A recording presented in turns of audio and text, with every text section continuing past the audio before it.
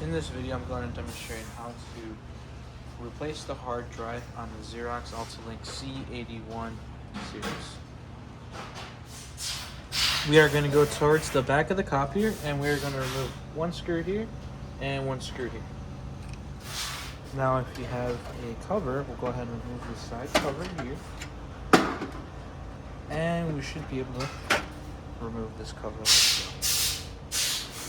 Next, we're going to need to remove 1, 2, 3, 4, and once we remove that, then we'll be able to move this out of place and then disconnect this one right here, the harness for the hard drive.